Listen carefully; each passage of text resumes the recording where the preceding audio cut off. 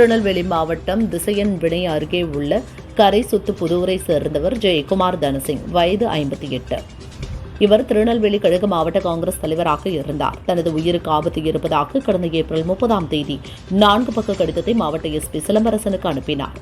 அதில் KV Thangabalu, MLA Ruby Manoharan ஆகியோரது பெயரும் இடம்பெற்றிருந்தது. கடந்த 2 நாட்களுக்கு முன்பு மாயமான ஜெயக்குமார் கன்னியாகுமரி அருகே உள்ள தனது பண்ணை வீட்டில் எரிந்த நிலையில் பிணமாக கிடந்தார்.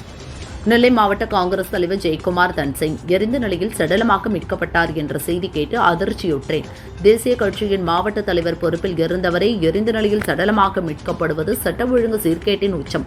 திமுக ஆட்சியோ சட்டம் ஒழுங்கின் மீது எந்த அக்கறையும் இன்றி கும்பகர்ண தூக்கத்தில் இருக்கிறது. ஜெயக்குமார் மரணத்தில் தொடர்புடையவர்களை உடனடியாக கைது செய்ய வேண்டும் என அதிமுக பொதுச் செயலாளர் பழனிசாமி வலியுறுத்தியுள்ளார்.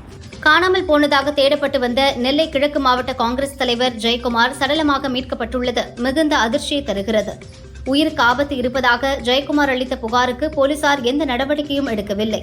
காங்கிரஸ் மாவட்ட தலைவருக்கே இந்த நிலை என்றால் சாமானிய மக்களின் நிலை குறித்து சந்தேகம் எழுகிறது. போலீசார் விசாரித்து உண்மையை வெளிக்கொண்டு வர வேண்டும் என திமுக அரசை தமிழக பாஜக தலைவர் அண்ணாமலை வலியுறுத்தியுள்ளார். நெல்லை கிழக்கு மாவட்ட காங்கிரஸ் தலைவர் ஜெயக்குமார் தனசிங் எரித்து படுகொலை செய்யப்பட்டிருப்பது அதிர்ச்சி அளிக்கிறது. இவரது படுகொலைக்கு போலீசாரின் அலட்சியம்தான் காரணம். தமிழகத்தில் சட்டம் ஒழுங்கு முற்றிலுமாக சீர்குலைந்து விட்டது என்பதற்கு இந்த சம்பவமே எடுத்துக்காட்டு என பாமக நிறுவனர் ராமதாஸ் கூறியுள்ளார். நெல்லை கிழக்கு மாவட்ட காங்கிரஸ் தலைவர் ஜெயக்குமார் கட்சிக்காக தன்னை அர்ப்பணித்துக் கொண்டவர்.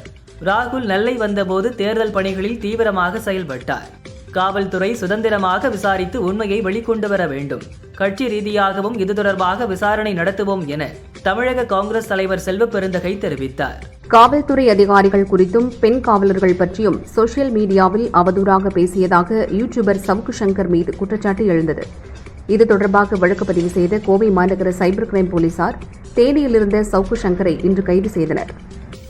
பிரபல யூடியூபர் சவுக்கு சங்கரை கோவை சைபர் கிரைம் போலீசார் தேனியில் கைது செய்து அழைத்து வரும்போது தாராபுரம் ITA கார்னர் அருகே போலீஸ் வாகனம் மீது கார் மோதி விபத்துக்குள்ளானது. சவுக்கு சங்கர் உட்பட 2 போலீசார் காயமடைந்தனர். கோவை அரசு மருத்துவமனையில் சிகிச்சை பெற்று வருகின்றனர்.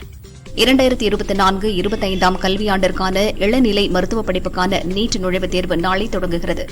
இந்த தேர்வுக்கான நுழைவுச் சீட்டு www.nte.ac.in என்ற இணையதளத்தில் வெளியிடப்பட்டது. தேர்வர்கள் தங்களது விண்ணப்ப எண், பிறந்த தேதி ஆகியவற்றை இணையதளத்தில் உள்ளீடு செய்து நுழைவுச் சீட்டை பதிவிறக்கம் செய்து கொள்ளலாம் என தேசிய தேர்வு முகமை தெரிவித்துள்ளது. தமிழகத்தில் அடுத்த 4 நாட்களுக்கு வெயில் அதிகமாக இருக்கும் என்பதால் மஞ்சள் நிற எச்சரிக்கையை இந்திய வானிலை ஆய்வு மையம் விடுத்துள்ளது. தமிழகத்தில் மே 6ஆம் தேதி வரை வட தமிழக உள்மாவட்டங்களில் ஓரிரு இடங்களில் வெப்ப அலை வீசக்கூடும் எனவும் எச்சரித்துள்ளது. ஊழலில் ஈடுபட்ட அனைவரும் அடுத்த 5 ஆண்டுகளில் சட்ட நடவடிக்கைகளை எதிர்கொள்வார்கள் என ஜார்க்கண்டில் நடந்த பொதுக்கூட்டத்தில் பிரதமர் மோடி பேசினார். பழங்குடியின மக்கள் வசிக்கும் மாவட்டங்கள் பின்தங்கிய நிலையில் உள்ளதற்கு காங்கிரஸ் தான் காரணம். 2004 முதல் 2014 வரை காங்கிரஸ் ஆட்சிக் காலத்தில் பழங்குடியின குழந்தைகள் பட்டினியால் உயிரிழந்தபோது உணவு தானியங்கள் கிடங்குகளில் வீணாகின. இலவச ரேஷன் பொருட்கள் வழங்குவதை உலகின் எந்த சக்தியாலும் தடுக்க முடியாது என ஜார்க்கண்டில் மோடி பேசினார். ஜார்க்கண்ட் மாநிலம் பாலமோ மாவட்டத்தில் நடந்த பொதுக்கூட்டத்தில் பிரதமர் மோடி பங்கேற்று பேசினார். மக்கள் அனைவரும் ஓட்டின் மதிப்பை உணர்ந்து கொள்ள வேண்டும். எனக்கு சொந்தமாக வீடு, சைக்கிள் கூட இல்லை. ஆனால் ஊழல் செய்து வரும் ஜார்க்கண்ட் முக்தி மோர்ச்சா மற்றும் காங்கிரஸ் தலைவர்கள் தங்கள் குழந்தைகளுக்காக பெரும் சொத்துக்களை சேர்த்து வைத்துள்ளனர். கடந்த 25 ஆண்டுகளில் என் மீது எந்த ஊழல் குற்றச்சாட்டும் இல்லை என மோடி கூறினார். தேர்தல் பிரச்சாரத்தை முடித்த முதல்வர் ஸ்டாலின் ஓய்வுக்காக கொடைக்கானல் சென்றார். 5 நாட்கள் பயணத்தை முடித்துக் கொண்டு சென்னை திரும்பினார். தமிழகத்தில் நிலவி வரும் கடுமையான வறட்சியால் குடிநீர் இல்லாமல் பொதுமக்கள் அவதிப்படுகின்றனர். தண்ணீருக்காக போராட்டங்களும் சாலை மறியலிலும் ஈடுபட்டு வருகின்றனர். இதை கவனிக்காமல் தமிழக முதல்வர் ஓய்வெடுக்க சென்றதாக தெரிவிக்கிறார் என சேலத்தில் அதிமுக பொதுச் செயலாளர் பழனிசாமி தெரிவித்தார்.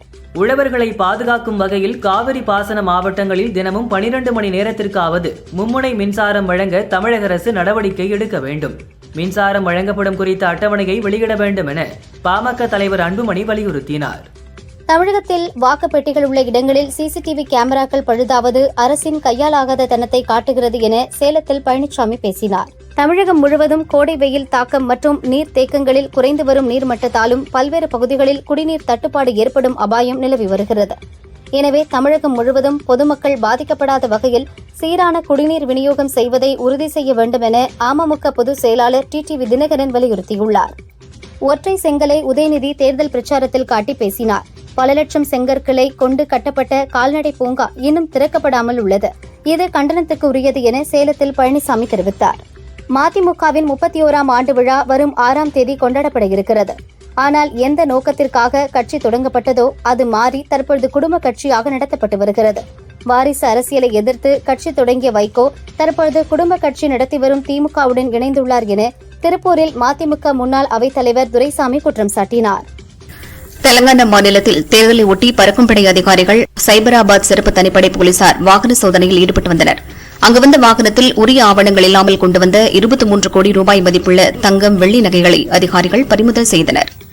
தமிழகத்தில் தற்போது வீசும் வெப்ப அலையால் ஏசி உள்ளிட்ட மின் சாதனங்களின் பயன்பாடு அதிகரித்துள்ளது. இதனால் மின் நுகர்வு அதிகரித்து வருகிறது. கடந்த ஆண்டில் ஏற்பட்ட உச்ச அளவுடன் ஒப்பிடும்போது கடந்த 41 நாட்களில் மட்டும் மின் நுகர்வு 1443 மெகாவாட் அதிகரித்து புதிய உச்சத்தை தொட்டுள்ளது. பப்புவா நியூ கினியாவில் உள்ள பங்குனாவில் நேற்று சக்தி வாய்ந்த நிலநடுக்கம் ஏற்பட்டது. பங்குனாவின் தெற்கு வடமேற்கு திசையில் 153 கிலோமீட்டர் தொலைவில் ஏற்பட்ட இந்நிலநடுக்கம் ரிக்டர் அளவுகோலில் 5.1 பதிவாகியுள்ளது என அமெரிக்க புவியியல் ஆய்வு மையம் தெரிவித்துள்ளது. ஆந்திராவின் வடமலாப்பேட்டை மண்டலம் பேமாபுரம் கிராமத்தில் அமைச்சர் ரோஜா வாக்கு சேகரிக்க சென்றார். அவருக்கு மலர் தூவி வரவேற்பளிக்கப்பட்டது. இந்நிலையில் பேமாபுரம் கிராமத்தில் ரோஜாவின் பிரச்சார வாகனத்தை கிராம மக்கள் தடுத்து நிறுத்தினர். இதனால் கிராம மக்களுக்கும் ரோஜா ஆதரவாளர்களுக்கும் வாக்குவாதம் ஏற்பட்டது.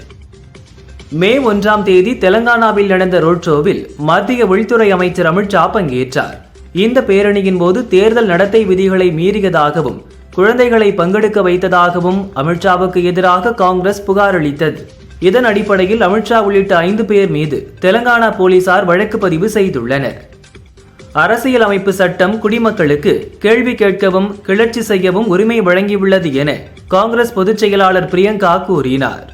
நாட்டில் எவ்வளவு பிரச்சனை உள்ளது, கோட்டையில் இருந்து ஆய்வு செய்யாமல் முதல்வர் ஸ்டாலின் கொடைக்கானல் சென்று ஓய்வெடுக்கிறார். மழைக்காலத்தில் தண்ணீரை சேமிக்காத காரணத்தால் இன்று தண்ணீர் பிரச்சனை தலைவிரித்து ஆடுவதாக அதிமுக முன்னாள் அமைச்சர் ஜெயக்குமார் குற்றம் சாட்டினார். அக்னி நட்சத்திரம் என்ற கத்திரி வெயில் காலம் இன்று துவங்குகிறது. வரும் 28ஆம் தேதி வரை கத்திரி வெயில் நீடிக்கும். தமிழகத்தில் சில மாவட்டங்களில் 44 டிகிரி செல்சியஸ் வரையிலும், சில மாவட்டங்களில் 40 டிகிரி செல்சியஸ் வரையிலும் வெயில் பதிவாகும். தமிழகம், புதுச்சேரியில் இன்று முதல் 3 நாட்களுக்கு ஓரிரு இடங்களில் மணிக்கு 40 கிலோமீட்டர் வேகம் வரை பலத்த காற்று வீசுவதுடன் இடி மின்னலுடன் மிதமான மழை பெய்யலாம் என சென்னை வானிலை ஆய்வு மையம் தெரிவித்துள்ளது. இந்திய ராணுவத்துக்கு சொந்தமான ALH த்ருவ் ஹெலிகாப்டர் நடுவானில் பறந்தபோது இயந்திர கோளாறு ஏற்பட்டது. இதனால் மகாராஷ்டிராவின் சாங்லி அருகே உள்ள கிராமத்தில் உள்ள வயலில் தரையிறங்கியது. திடீரென ஹெலிகாப்டர் இறங்கியதால் மக்கள் அதிர்ச்சி அடைந்தனர். சில மணி நேரத்திற்கு பின் கோளாறு சரி செய்யப்பட்டு நாசிக் ராணுவ மையத்திற்கு ஹெலிகாப்டர் பறந்தது. மேற்கு வங்கத்தில் கவர்னர் ஆனந்த் போஸுக்கும் முதல்வர் மம்தா பானர்ஜிக்கும் இடையே மோதல் போக்கு நிலவி வருகிறது. கவர்னர் மாளிகையில் பணியாற்றும் தற்காலிக பெண் ஊழியர் ஒருவர் கவர்னர் ஆனந்த போஸ் தன்னிடம் தவறாக நடக்க முயன்றதாக போலீசில் புகார் அளித்தார். இந்த புகார் தொடர்பாக கவர்னர் மாளிகை ஊழியர்கள் 4 பேருக்கு சிறப்பு புலனாய்வு குழு சம்மன் அனுப்பியுள்ளது. தெலுங்கானாவில் வருகின்ற 13ஆம் தேதி லோக்சபா தேர்தல் நடக்கிறது. நிசாமாபாத் தொகுதியில் காங்கிரஸ் சார்பில் ஜீவன் ரெட்டி போட்டியிடுகிறார். ஹர்மூர் பகுதியில் தேசிய ஊரக வேலைவாய்ப்பு திட்டத்தில் ஈடுபட்ட பெண்களிடம் ஆதரவு திரட்டினார். அங்கிருந்த பெண் ஒருவர் சட்டசபை தேர்தலில் காங்கிரசுக்கு ஓட்டு போட்டேன், ஆனால் எனக்கு பென்ஷன் கிடைக்கவில்லை, இம்முறை பாஜகவுக்கு ஓட்டு போடுவீங்க என்றார். இதனால் கோபமடைந்த ஜீவன் ரெட்டி அந்த பெண்ணின் கன்னத்தில் அறைந்தார். இந்த சம்பவம் சர்ச்சையை ஏற்படுத்தியுள்ளது. போதுமான அளவு உற்பத்தி காரணமாக வெங்காய ஏற்றுமதிக்கு விதிக்கப்பட்ட கட்டுப்பாடுகள் அனைத்தையும் மத்திய அரசு விலக்கிக் கொண்டது. உள்நாட்டில் விலையேற்றம் மற்றும் தேவை அதிகரிப்பு காரணமாக கடந்த ஆண்டு டிசம்பர் 8 முதல் வெங்காய ஏற்றுமதிக்கு மத்திய அரசு தடை விதித்தது. இதன் மூலம் ராபி பருவ சாகுபடி வரை வெங்காயத்தின் விலை சீராக இருந்தது. இந்நிலையில் கரீஃப் பருவத்தில் வெங்காயம் உற்பத்தி போதுமான அளவு மற்றும் பருவமழை குறித்த அறிக்கையும் சாதகமாக உள்ளது. இதனையடுத்து வெங்காயம் ஏற்றுமதிக்கு விதிக்கப்பட்ட அனைத்து கட்டுப்பாடுகளையும் மத்திய அரசு விலக்கிக் கொண்டது. இந்தியாவில் அந்நியர்கள் மீதான வெறுப்பு அதிகமாகியுள்ளதாக அமெரிக்க அதிபர் ஜோ பைடன் கூறியிருந்தார். இதற்கு பதிலடி கொடுத்துள்ள வெளியுறவுத்துறை அமைச்சர் ஜெய்சங்கர், இந்தியா எப்போதுமே ஒரு தனித்துவமான நாடு. உலக வரலாற்றிலேயே பல்வேறு சமூகங்களை இந்தியா திறந்த மனதுடன் வரவேற்றிருக்கிறது. இந்திய சமூகம் எப்போதும் பிற சமூக மக்களுக்கு கதவை திறந்து வைத்துள்ளது என்றார். டெல்லி காங்கிரஸ் தலைவராக இருந்தவர் அரவிந்தர் சிங் லல்வி ஆம் ஆத்மி கட்சியுடன் காங்கிரஸ் கூட்டணி அமைத்ததற்கு எதிர்ப்பு தெரிவித்து கடந்த ஏப்ரல் 28ஆம் தேதி தனது பதவியை ராஜினாமா செய்தார். இன்று டெல்லியில் உள்ள பாஜக கட்சி தலைமை அலுவலகத்தில் மத்திய அமைச்சர் ஹர்தீப் சிங் பூரி முன்னிலையில் தன்னை பாஜகவில் இணைத்துக் கொண்டார். நீலகிரி மாவட்டம் மேல்கூடலூர் சந்தைக்கடை மாரியம்மன் கோயிலில் மழை வேண்டி நாராயண சேவை மையம் சார்பில் கூட்டு பிரார்த்தனை நிகழ்ச்சி நடந்தது. ஆதிசங்கர மடத்தை சேர்ந்த சுவாமி கணேஷ் வருணந்தகிரி தலைமை வகித்தார். சிறப்பு பூஜையில் ஏராளமான பக்தர்கள் கலந்து கொண்டனர். தூத்துக்குடி மாவட்டம் திருச்செந்தூர் அருகே ஆலந்தலை ஆலயத்தில் இயேசுவின் திரு இருதய 350வது ஆண்டு யுபிலி துவக்க விழா நடந்தது. மறைமாவட்ட ஆயர் ஸ்டீபன் கொடியேற்றி துவக்கி வைத்தார். காஞ்சிபுரம் அடுத்த களக்காட்டூர் ஸ்ரீ காமாட்சி உடனுரை அக்னீஸ்வரர் கோயிலில் வெப்பத்தை தணித்து பொதுமக்கள் நலன் காக்க வேண்டி 108 இளநீர் அபிஷேகம் நடைபெற்றது. நீலகிரி மாவட்டம் குன்னூர் தந்தி மாரியம்மன் கோவில் சித்திரை தேர் திருவிழாவின் முக்கிய நிகழ்ச்சியான முத்து பல்லாக்கு ஊர்வலம் வெகு விமரிசையாக நடந்தது. பஞ்சவாத்தியம், சிங்காரி, பஞ்சாரி மேளம் முழங்க கதகளி, பூக்காவடி ஆட்டம், கிருஷ்ண ராதை வேடமணிந்த கேரள குழுவினர் நடனமாடினர். ஏராளமான பக்தர்கள் கலந்து கொண்டு சுவாமி தரிசனம் செய்தனர். புதுச்சேரி அடுத்த அரியாங்குப்பம் பகுதியில் வீற்றிருக்கும் செடிலாடும் செங்கழுநீர் மாரியம்மன் கோயிலில் 110ஆம் ஆண்டு செடல் மற்றும் தேரோட்டம் திருவிழா நடைபெற்று வருகிறது. 2ஆம் நாளான இன்று செங்கழுநீர் அம்மன் இந்திர விமானத்தில் வீதி உலா நடைபெற்றது. ஊர் பொதுமக்கள் மற்றும் சுற்றுவட்டார பகுதிகளிலிருந்து ஆயிரக்கணக்கான மக்கள் இதில் கலந்து கொண்டு சாமி தரிசனம் செய்தனர். பொன்னேரியில் ஸ்ரீ ஹரிகிருஷ்ண பெருமாள் கோவிலில் சித்திரை பிரம்மோற்சவத்தின் தெப்ப உற்சவ திருவிழா வெகு விமரிசையாக நடைபெற்றது. திரளான பக்தர்கள் சாமி தரிசனம் செய்தனர்.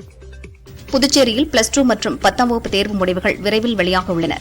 இதனைத் தொடர்ந்து மேல் படிப்பிற்காக மாணவர்களுக்கு தேவையான ஜாதி சான்றிதழ் மற்றும் போதிய சான்றிதழ் சிரமமின்றி கிடைக்க அடுத்த வாரம் முதலே அரசு மேல்நிலைப் பள்ளிகளில் சிறப்பு முகாம்களை நடத்த மாவட்ட ஆட்சியர் உத்தரவிட்டுள்ளார். கோடை வெயிலால் மனிதர்களுக்கு ஏற்படும் பலவித பாதிப்புகளைப் போல கால்நடைகளுக்கும் வெப்ப அழுத்தம் ஏற்பட்டு உள்நாட்டு மாடுகள், கலப்பின மாடுகளில் பால் உற்பத்தி குறைந்து வருகிறது. இதனால் தமிழகத்தில் ஆவின் தினம் கொள்முதல் செய்யும் பால் அளவு குறைந்துள்ளது. கடந்த ஆண்டு மே மாதம் 29.44 லட்சம் லிட்டராக இருந்த பால் கொள்முதல் இந்த ஆண்டு 27.19 லட்சம் லிட்டர் என 2.24 லட்சம் லிட்டர் பால் கொள்முதல் குறைந்துள்ளது. சென்னையில் ஒப்பந்த அடிப்படையில் 1000 மின்சார பஸ்கள் இயக்க திட்டமிடப்பட்டு முதற்கட்டமாக 500 மின்சார பஸ்கள் விரைவில் இயக்கப்படும் என தமிழக போக்குவரத்து துறை தெரிவித்துள்ளது. 7682 புதிய பஸ்களை இயக்க நடவடிக்கை எடுக்கப்படுகிறது. இதுவரை 652 புதிய பஸ்கள் இயக்கப்பட்டுள்ளன. மீதமுள்ள 7030 பஸ்களும் இந்த நிதி ஆண்டுக்குள் இயக்கப்பட்டு அதே எண்ணிக்கையில் பழைய பஸ்கள் கழிக்கப்படும் எனவும் தெரிவித்துள்ளது. நீலகிரி மாவட்டம் ஊட்டியில் இந்த ஆண்டு 126வது மலர் கண்காட்சி மே 10 துவங்கி 20ஆம் தேதி வரை 10 நாட்கள் நடைபெறுகிறது. மலர் கண்காட்சியை ஒட்டி உதகை தாவரவியல் பூங்காவில் நுழைவுக் கட்டணம் மும்மடங்காக உயர்த்தப்பட்டுள்ளது. பெரியவர்களுக்கு ரூபாய் 150 உயர்த்தி வசூலிக்கப்படுகிறது. சிறுவர்களுக்கு ரூபாய் 75 வசூலிக்க முடிவு செய்யப்பட்டுள்ளது. சென்னை வியாசர்பாடி பெரியார் நகரைச் சேர்ந்த தான்சென் தனது 10 வயதில் மின்சார விபத்தில் சிக்கி மூட்டுக்கு கீழ் தன் 2 கைகளையும் இழந்தார். இருப்பினும் தன்னம்பிக்கையுடன் முயன்று காரோட்ட கற்றுக்கொண்டார். பின் ரெட்டேரி ஆர்டிஓ அலுவலகத்தில் ஓட்டுநர் உரிமம் பெற்று தமிழகத்திலேயே முதல் முறையாகவும் நாட்டிலேயே 3வது நபராகவும் கைகளில்லாத கார் ஓட்டுநர் என்ற சாதனையை படைத்துள்ளார். கோவை மக்களின் குடிநீர் பஞ்சத்தை போக்க அப்பர் பவானி, எமரால்டு அணைகளிலிருந்து பில்லூருக்கு தண்ணீர் திறந்துவிடப்பட்டது. இந்த தண்ணீரை பில்லூரில் சேமித்து ஜூன் 15 வரை கோவை மக்களுக்கு குடிநீர் விநியோகிக்க திட்டமிட்டுள்ளோம். அதுவரை சராசரியாக நீலகிரியிலிருந்து தண்ணீர் விநியோகம் நடக்கும் என தமிழ்நாடு குடிநீர் வடிகால் வாரிய தலைமை பொறியாளர் செல்லமுத்து கூறினார். கோடை விடுமுறை தொடங்கிவிட்டதால் வெளியூர் செல்லும் பயணிகள் கூட்டம் அதிகரிப்பு காரணமாக சென்னை விமான நிலையத்திலிருந்து தூத்துக்குடி, திருச்சி, மதுரை, கோவை, பெங்களூர், ஹைதராபாத் மற்றும் மும்பை, டெல்லி, கொல்கத்தா உள்ளிட்ட பல்வேறு இடங்களுக்கும் சுமார் 40க்கும் மேற்பட்ட விமான சேவைகள் கோடை ஸ்பெஷலாக அறிவிக்கப்பட்டுள்ளது. இதன் காரணமாக பயணிகள் உற்சாகமடைந்துள்ளனர். கொல்லம் ரயிலில் இருந்து கர்ப்பிணி தவறி விழுந்து மரணமடைந்த சம்பவம் வருத்தமளிப்பதாக தெற்கு ரயில்வே தெரிவித்துள்ளது.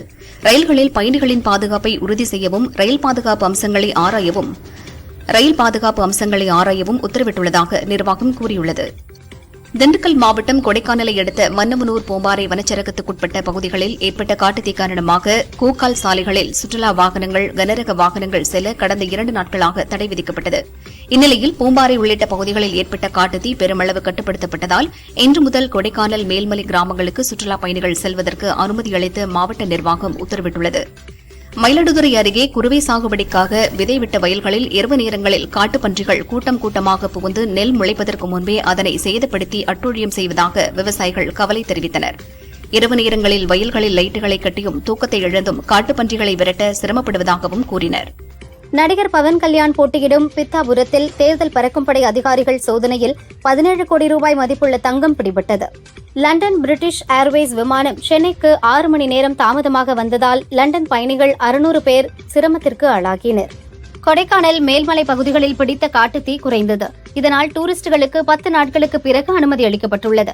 பெரம்பலூர் அருகே திருச்சி சென்னை தேசிய நெடுஞ்சாலையில் உள்ள மங்களமேடு துணை மின் நிலையத்தில் டிரான்ஸ்பார்ம் வெடித்தது. மின்தடை ஏற்பட்டதால் பாதிக்கப்பட்ட பகுதி மக்கள் 100க்கும் மேற்பட்டோர் அரசு பேருந்தை சிறைப்பிடித்து சாலை மறியல் போராட்டத்தில் ஈடுபட்டனர். கோவை மாவட்டம் சூலூர் அருகே சித்தநாயக்கன்பாளையம் கிராமத்தில் அத்திக்கடவு பில்லூர் குடிநீரை பொதுக்குழாய் மூலம் குறைவாக விநியோகிக்கப்படுகிறது.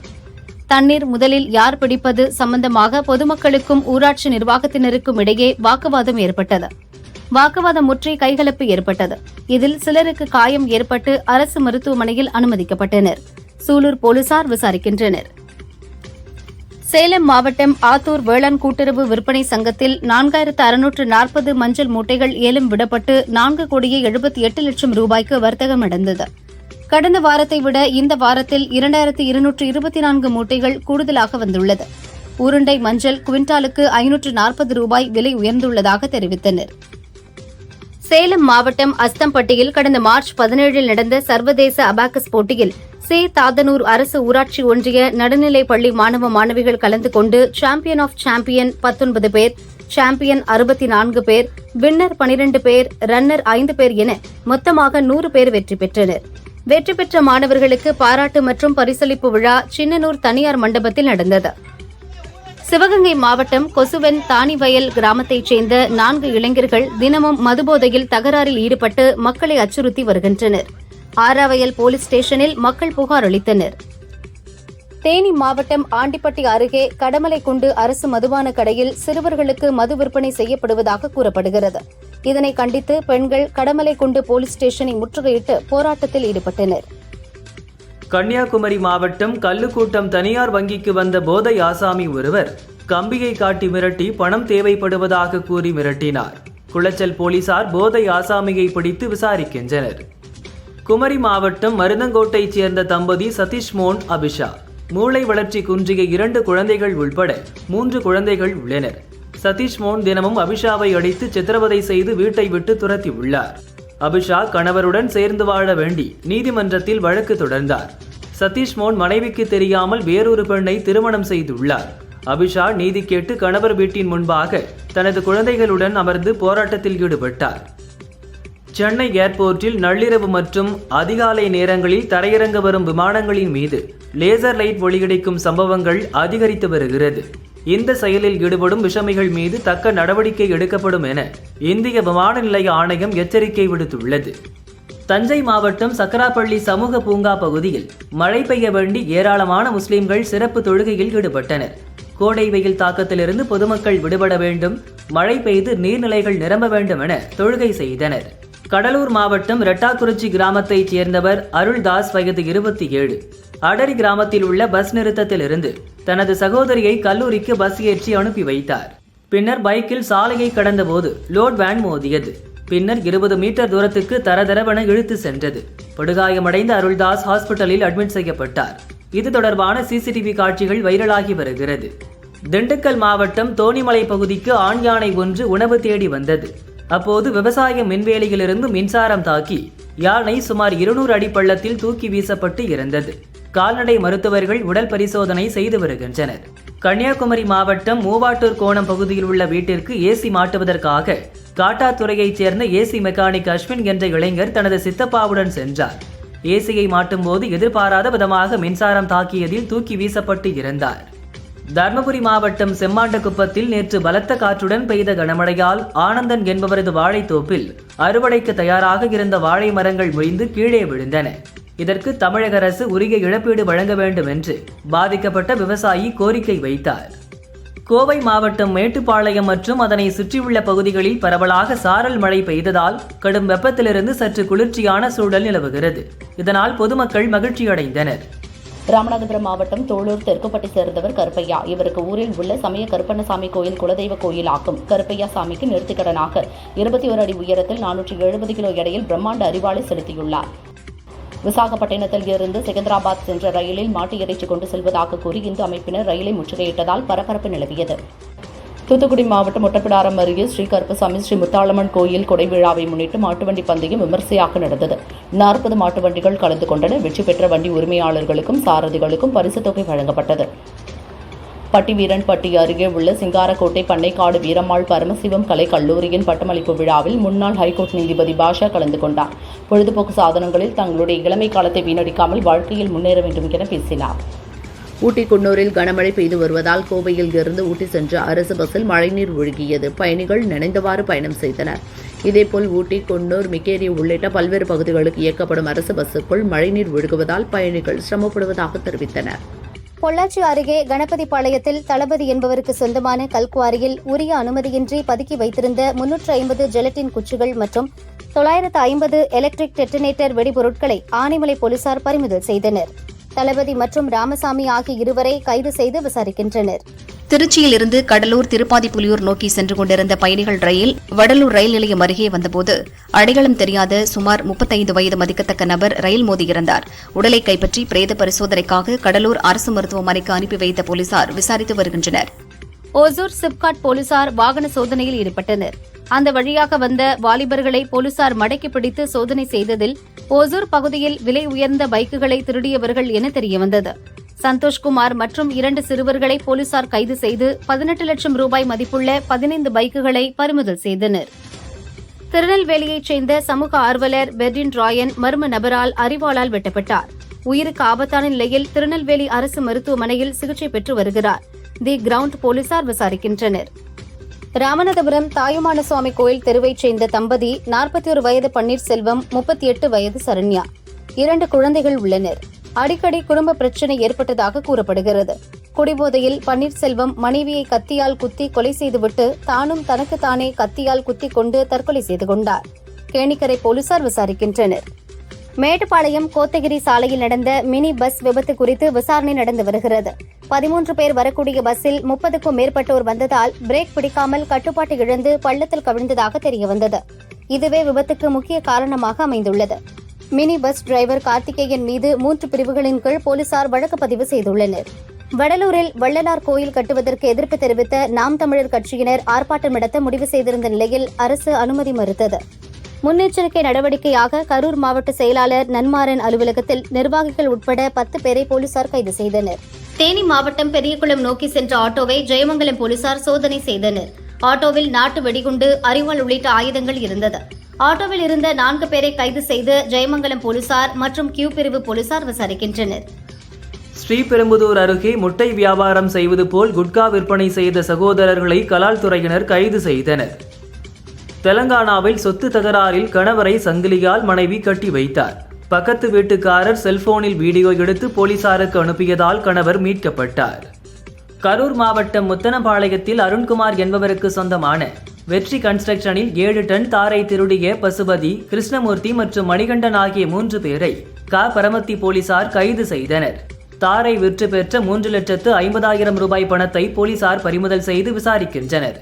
வேலூர் மாவட்டம் குடியாத்தம் பகுதியில் சக்தி விநாயகர், விஷ்ணு துர்கை, வீர ஆஞ்சநேயர் கோவில் உள்ளது. இங்கிருந்த உண்டியல்களை உடைத்து அதிலிருந்த பணத்தை மர்ம நபர்கள் திருடிச் சென்றனர். போலீசார் மர்ம நபர்களை தேடுகின்றனர். ராணிப்பேட்டை மாவட்டம் காவேரிப்பாக்கம் அடுத்த சுமைதாங்கி கிராமத்தில் அரசு ஆரம்ப சுகாதார நிலைய கட்டுமான பணி நடக்கிறது.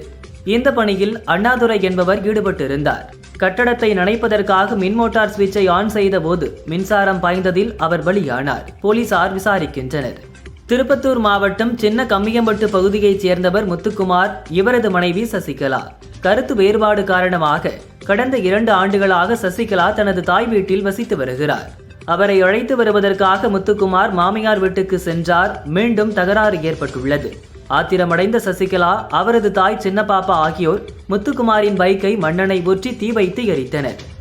திருவாரூர் மாவட்டம் பேரளம் பகுதியைச் சேர்ந்தவர் மாதவன், வயது 19, தனது நண்பர் ஒருவருடன் பைக்கில் சென்றார். ஆண்டிப்பந்தல் என்ற இடத்தில் சென்றபோது மயிலாடுதுறை நோக்கி சென்ற தனியார் பஸ் மோதுவது போல் சென்றுள்ளது. ஆத்திரமடைந்த மாதவன் பைக்கில் பஸ்ஸை விரட்டி சென்று கல்வீசி தாக்கினார்.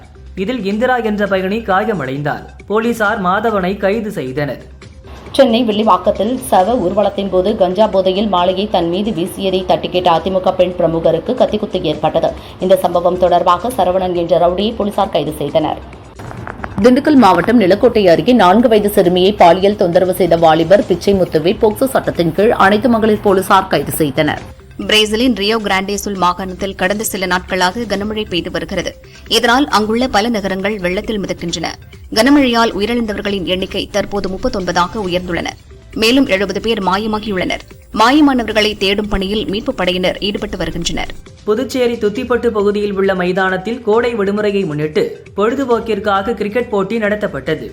இதில் வெள்ளித்திரை மற்றும் சின்னத்திரை நட்சத்திரங்களான மாகாபா ஆனந்த், தங்கதுரை, புகழ் மற்றும் பிரபல யூடியூபர்ஸ் பலர் பங்கேற்று விளையாடினர். ஏராளமான பொதுமக்கள் கண்டு ரசித்தனர். தமிழ்நாடு கிரிக்கெட் வாரியம் பெண்களுக்கு முக்கியத்துவம் அளித்து வருகிறது. இந்திய அணியில் தமிழகத்தைச் சேர்ந்த பெண்கள் இடம்பெறுவார்கள். 20 ஓவர் உலகக்கோப்பைக்கான இந்திய அணியில் தமிழக வீரர் நடராஜன் இடம்பெறாதது ஏமாற்றம்தான். அவரது யார்கரை எடுத்துக்கொள்ள ஆள் இல்லை. விரைவில் பெரிய அளவில் எழுச்சி பெறுவார் என கோவையில் இந்திய கிரிக்கெட் மகளிர் அணி வீராங்கனை நிரஞ்சனா தெரிவித்தார். கிரிக்கெட் வீரர் டோனி தொடர்ந்த அவமதிப்பு வழக்கில் IPS அதிகாரி சம்பத்குமாருக்கு விதித்த 15 நாட்கள் சிறை தண்டனைக்கான இடைக்கால தடையை சுப்ரீம் கோர்ட் நீட்டித்தது. நடிகர் தர்ஷன் கனா படத்தின் மூலம் நடிகராக அறிமுகமானார். அதன் பிறகு துணிவு உள்ளிட்ட சில படங்களில் நடித்தார். இப்போது ராஜவல் இயக்கத்தில் ஒரு படத்தில் நடிக்கிறார். அவருக்கு ஜோடியாக ஹர்ஷா பைஜு நடிக்கிறார்.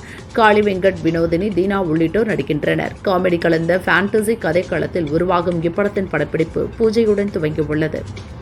இயக்குனர் லிங்குசாமி தயாரிப்பில் கமல் நடிப்பில் வெளியான படம் உத்தம வில்லன்.